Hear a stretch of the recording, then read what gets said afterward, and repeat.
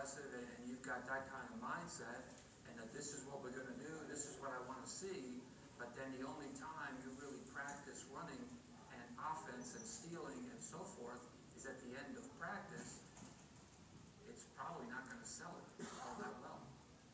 Because you know at the end of practice what running is for most of the time, and how that's kind of conditioned for most people.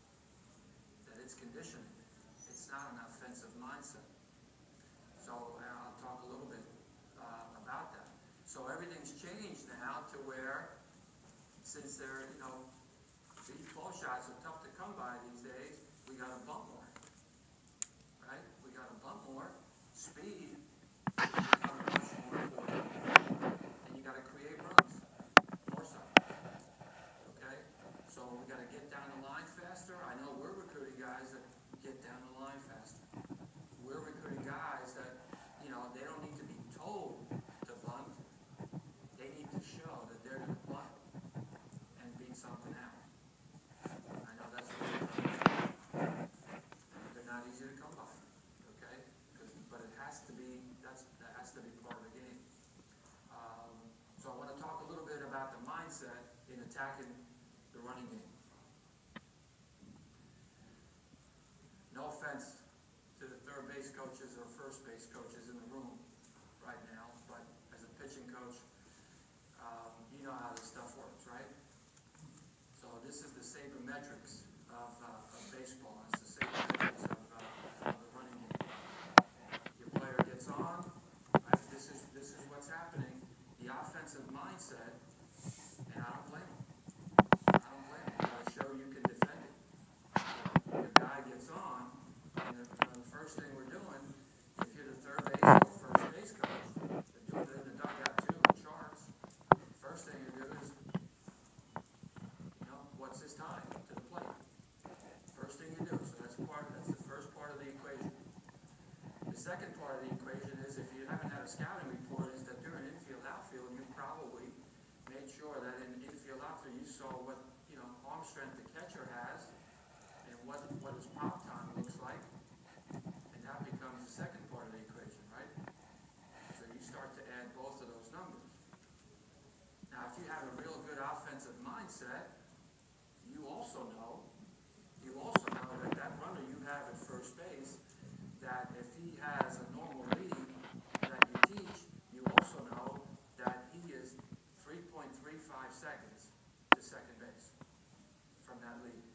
And now you start to add up, okay, well, he is 1.4 to the plate, and he is 2.1. And I think that's 3.5. Okay? And that's not saying that it's an accurate throw either. So, offensive mindset, some guys, it doesn't matter what that catcher does. If that pitcher is above a 1.3 to the plate, they're running. They're running.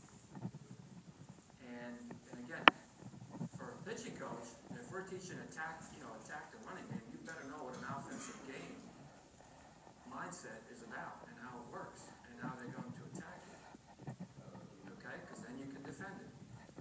So we need to know how fast those guys are at first base as well. But here is what we do. Now, in addition to all this,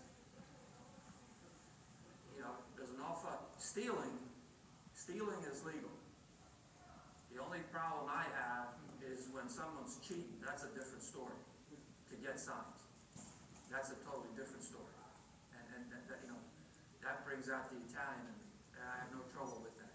Stealing signs, no problem. No problem.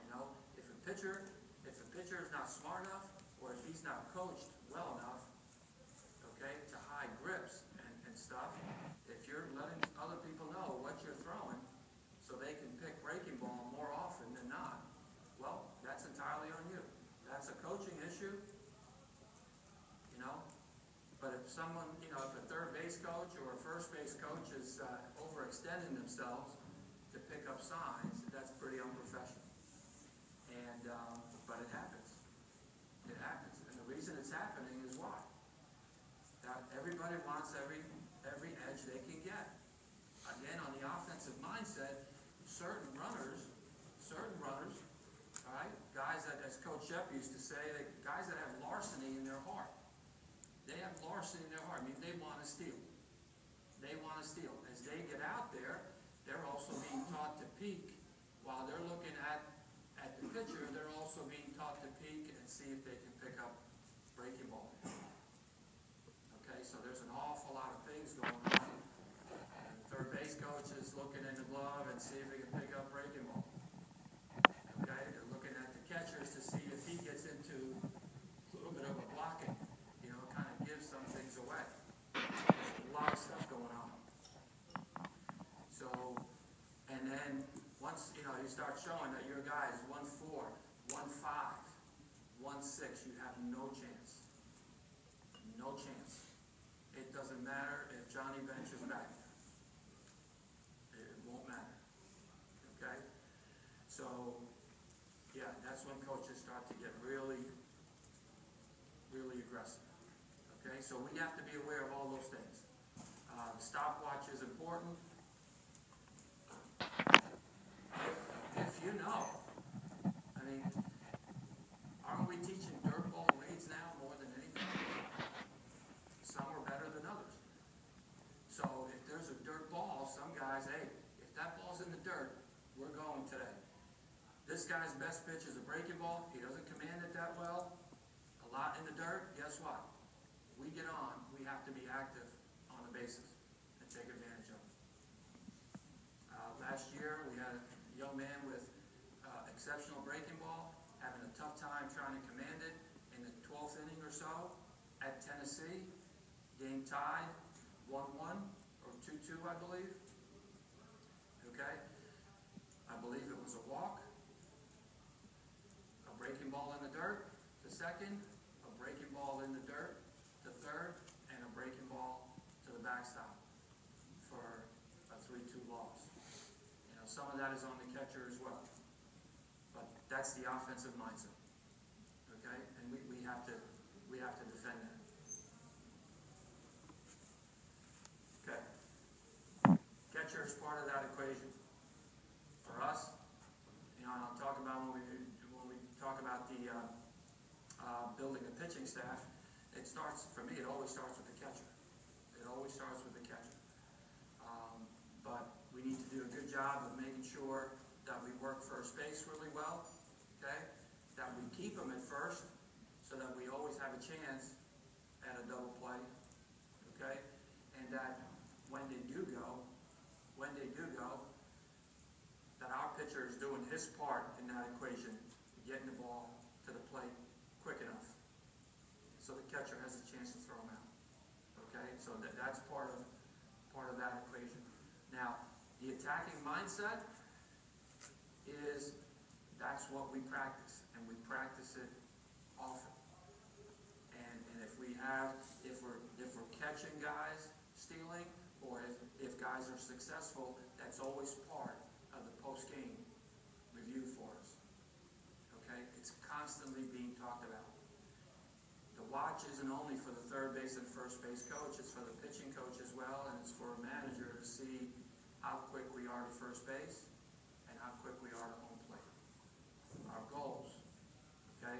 Our goals. Now, if you timed your pitcher and he had a 1-0 time to first base, would you think that that's a really good time?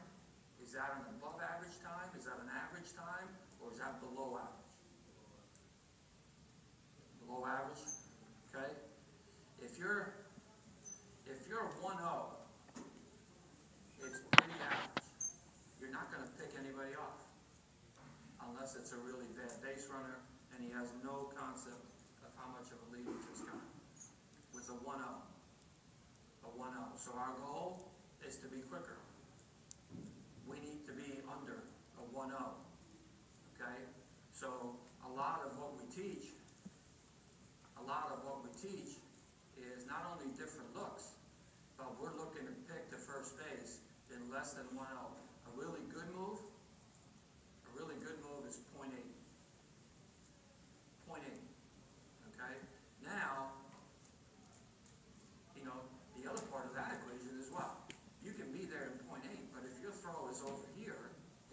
0.8 anymore. It's just like your pop time from your catcher. If your catcher has, oh, he's got a 2-1 pop or a 2-0, he's a 2-0 pop, but it's consistently over here or on this side of the bag or way up there, that's not a 2-0 pop. That's a showcase thing. You know? If it's 2-0 right here, that's a really good pop time, especially in a game. That's outstanding. But if our pitcher now is picking the first base and he's 0.8, 0.9, and at your level, I would say, even at some of the high school levels, I would say, look, if he's 1-0, but he's right there, they're not going to get a lot more. They're not going to get more. I would guarantee that. But if he's 0.8 and he's right there, you're going to pick people off. You're going to pick people off. So our goal is, now I'll get to looks, okay?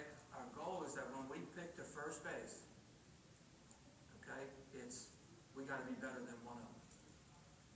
And we got to be in this window right here. Okay? Quick feet and quick arm and a window. Those are the things that we stress. Quick feet, quick arm, okay, and the window. And that window is right here. So we can put a tag on it. A lot easier if it's a left-handed first baseman. A lot easier. Okay? The looks. Eye contact. Eye contact is really important. Okay? Matter of fact, if you're pretty good, if you're attacking runners, one of the things you do is no different than, in real life. And being assertive and being professional, eye contact is very good. So with base runners, it's the same thing. Especially with runners on second base, because they're right there in front of you, or with runners at third base. They're right there in front of you. So not looking here or looking in the area, but eye contact. That's what we want. We want eye contact because most of the time, it stops them. That's what it does for them. Okay? So eye contact is important. 1, 2, and no looks. So to go over, the 1 look, 2 look. Basically, what guys are stealing the base on is if they're going on a pitch, or they figured something out, they figured out a timing. They figured out a pattern. The way your pitcher goes to the plate. Oh, he comes up, 1/1000, boom. 1/1000, boom. If that's what he does, or it's 1/1000, 2/1000, and he goes, well, guess what? They're charting everything. It's a good offensive mindset, chart everything. So if that's the tendency, 1/1000, 2/1000, and they're off. Okay, so part of what we teach is there is no such thing. We're not going to repeat that. We're not going to repeat that. We're going to do all different. So at times, we got to make sure we stop. We have to make sure we stop. We can't change direction. That's a balk. So we got to make sure if we're going to pick or go to the plate from set, we got to make sure that we stop. But once we do that with a runner on first, okay, or runner on second, we're going to vary and do something a little bit different and go 1 look and go, 2 looks and go. The one that's there, the no look, and I don't know why it's not up there, but it's the best one. And that's I don't know how I did that, but it's the long hold. If you're going to teach, if you have a pitcher that it has a really tough time grasping 1 or 2 looks and not giving something away, okay, the long hold is the best one because it does 2 things.